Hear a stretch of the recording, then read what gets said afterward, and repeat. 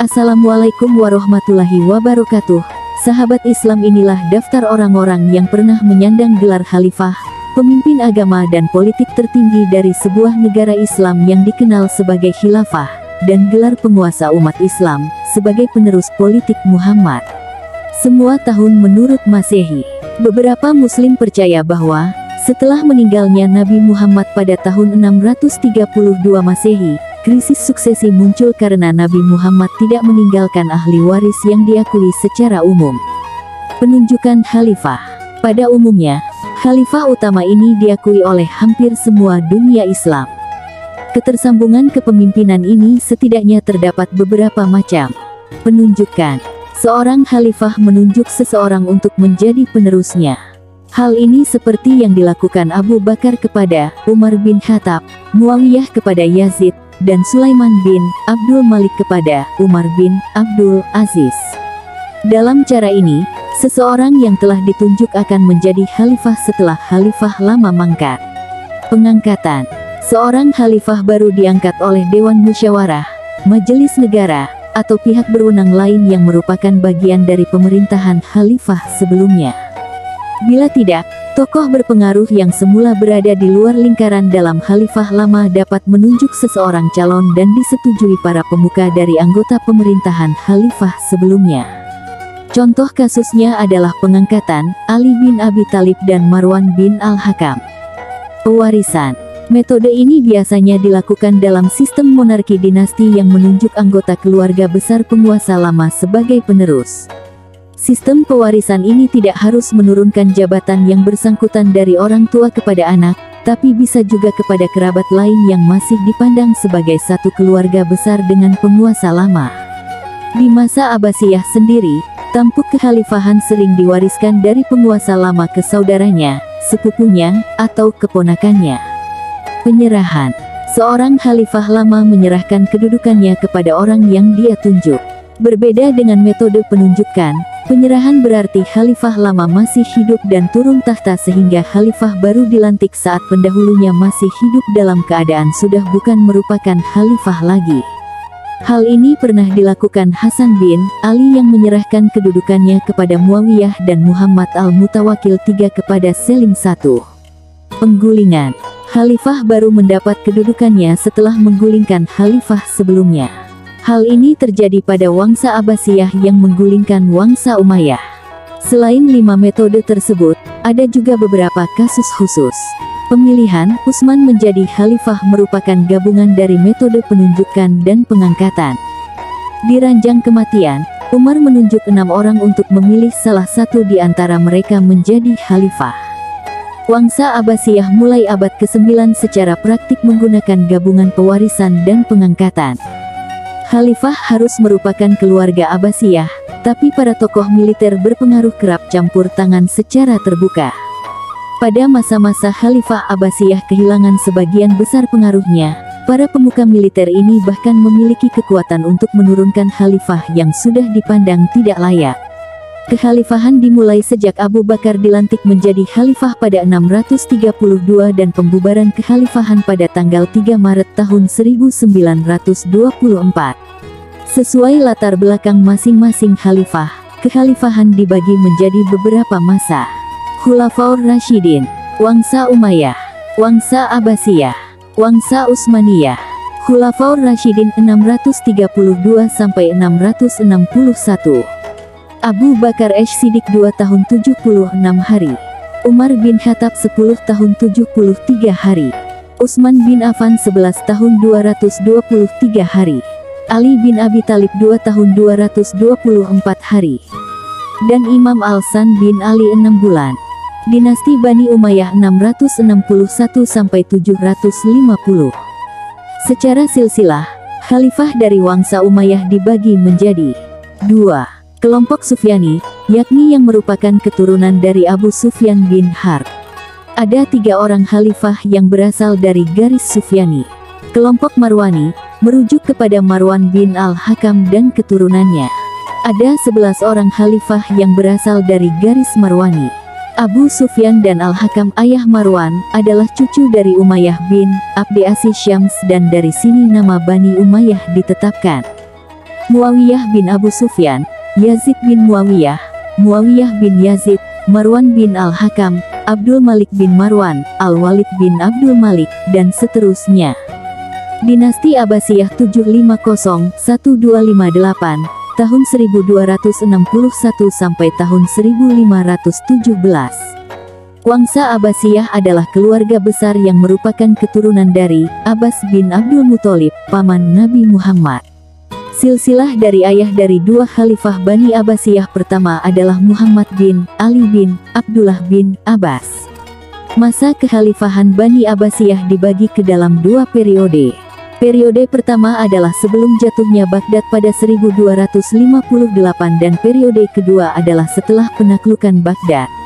Periode pertama 750-1258. Pada masa ini, khalifah tidak lagi memiliki kendali langsung atas semua wilayah negara Islam. Gelar sultan mulai digunakan untuk merujuk pada penguasa muslim yang menguasai wilayah tertentu di dunia Islam, berbeda dengan khalifah yang merupakan pemimpin seluruh dunia Islam. Namun dalam praktiknya, daerah kekuasaan beberapa sultan lebih luas daripada wilayah yang dipimpin langsung oleh khalifah. Meski sepenuhnya mandiri dari campur tangan khalifah dalam memerintah wilayah kekuasaannya, para sultan ini tetap menyatakan ketundukannya kepada khalifah meski hanya secara simbolis. Terdapat 37 khalifah pada masa ini, terhitung dari Abdullah As-Saffah naik tahta sampai terbunuhnya Abdullah Al-Musta'sim pada 1258 saat Baghdad jatuh ke tangan Mongol. Periode kedua tahun 1261 sampai tahun 1517. Setelah Baghdad runtuh, Wangsa Abbasiyah mengungsi ke Mesir yang saat itu dikuasai Kesultanan Mamluk dan melanjutkan tampuk kekhalifahan di sana. Berbeda saat sebelum kejatuhan Baghdad, Khalifah Abbasiyah di Mesir sama sekali tidak memiliki wilayah kekuasaan dan hanya berperan sebagai simbol pemersatu dunia Islam. Kekurangan dalam memiliki kekuatan politik menjadikan khalifah pada masa ini kerap terombang-ambing saat terjadi pergolakan di pemerintahan Mesir, membuat khalifah pada periode ini juga disebut dengan khalifah bayangan. Sultan Mamluk bahkan mampu menunjuk khalifah yang baru atau menggulingkan khalifah yang sedang berkuasa. Terdapat 17 khalifah pada periode ini. Di antara mereka, 3 khalifah menjabat sebanyak 2 kali dan seorang khalifah menjabat sebanyak 3 kali. Periode kedua Wangsa Abbasiyah berakhir setelah Kesultanan Mamluk ditaklukkan oleh Kesultanan Utsmaniyah pada 1517. Kekhalifahan Utsmaniyah tahun 1517 sampai tahun 1924. Sebelum penaklukan Mesir, para penguasa Utsmani menyandang beberapa gelar, di antaranya adalah Sultan dan Padisyah. Penguasa Utsmani menyandang gelar Sultan atas kedudukan mereka sebagai kepala negara Muslim. Padisyah merupakan kaisar atau maharaja dalam bahasa Persia dan penguasa Utsmani menyandang gelar ini untuk menegaskan kedudukan mereka di atas para raja. Penguasa Utsmani resmi menyandang gelar khalifah setelah penaklukan Mesir, meski beberapa penguasa Utsmani sebelumnya sudah mulai mengklaim dirinya sebagai khalifah. Gelar khalifah kehilangan kekuasaannya sebagai kepala negara sejak jatuhnya Baghdad pada 1258 dan hanya berperan menjadi pemimpin simbolis dunia Islam. Hal itu tetap tidak berubah pada masa Utsmani. Para penguasa Utsmani memiliki kekuasaan karena kedudukan mereka sebagai sultan dan padisyah, bukan karena status mereka sebagai khalifah. Pada praktiknya, para penguasa Utsmani terbilang sangat jarang menggunakan gelar khalifah mereka dalam perpolitikan dalam dan luar negeri. Gelar khalifah mulai digunakan penguasa Utsmani pada saat perjanjian Kucuk Kainarka, untuk menegaskan kedudukannya sebagai pelindung umat Islam di Rusia. Sultan Abdul Hamid II merupakan penguasa Utsmani yang paling sering menggunakan gelar khalifah dalam upayanya menggalang persatuan di dunia Islam untuk menghadapi imperialisme Barat. Pada November tahun 1922, Majelis Agung Nasional Turki membubarkan Kesultanan Utsmani dan Sultan terakhirnya, Mehmed ke-6, diasingkan ke Malta. Meski begitu, Mustafa Kemal Atatürk belum berani membubarkan kekhalifahan demi menjaga dukungan masyarakat, juga karena kekhalifahan adalah lambang pemersatu umat Islam Sunni seluruh dunia, berbeda dengan Kesultanan Utsmani yang merupakan sebatas negara. Majelis Agung Nasional Turki kemudian mengangkat sepupu Mehmet ke-6 sebagai Khalifah Abdul Mejid II pada tanggal 19 November tahun 1922. Abdul Mejid II merupakan satu-satunya khalifah dari Wangsa Utsmani yang tidak merangkap sebagai sultan. Namun karena khawatir Abdul Mejid II akan menggunakan statusnya sebagai khalifah untuk campur tangan dalam urusan dalam dan luar negeri Turki sebagaimana yang dilakukan para Sultan Utsmani terdahulu, Majelis Agung Nasional Turki akhirnya membubarkan kekhalifahan pada tanggal 3 Maret tahun 1924, menjadikan Abdul Mejid II sebagai khalifah terakhir. Negara-negara Muslim mempertanyakan keabsahan pembubaran kekhalifahan oleh pihak Turki dan terdapat beberapa pertemuan para tokoh Muslim terkait keberlangsungan kekhalifahan, tetapi tidak ada kesepakatan bersama yang dapat dicapai. Kekhalifahan pendek, idealnya, kedudukan khalifah hanya diisi satu orang setiap satu masa. Namun pada keberjalanannya, beberapa pihak menyatakan diri sebagai khalifah saat masih ada khalifah yang sedang berkuasa. Sebagai catatan, saat pihak-pihak tersebut menyatakan dirinya sebagai khalifah, itu tidak berarti bahwa dia menyejajarkan dirinya dengan khalifah utama. Khalifah adalah gelar bagi pemimpin dunia Islam dan normalnya, hanya ada satu khalifah setiap masa, sehingga pernyataan diri sebagai khalifah bermakna bahwa pihak tersebut secara prinsip mengklaim sebagai pemimpin tunggal seluruh dunia Islam terlepas wilayah kekuasaan yang sebenarnya dan menganggap khalifah lainnya sebagai khalifah yang tidak sah. Bagian ini memuat daftar pihak-pihak yang melakukan pernyataan diri sebagai khalifah, tanpa ketersambungan kepemimpinan dengan khalifah sebelumnya. Kekhalifahan Abdullah bin Zubair 684–692. Abdullah bin Zubair menolak upaya Muawiyah bin Abu Sufyan menetapkan putranya sendiri, Yazid, sebagai khalifah sepeninggalnya. Saat Yazid kemudian mangkat pada 683, Abdullah bin Zubair menyatakan diri sebagai khalifah. Wilayah kekuasaannya berada di kawasan Hijaz. Ibnu Zubair akhirnya terbunuh pada pengepungan Makkah tahun 692 oleh Komandan Umayyah Al-Hajjaj bin Yusuf.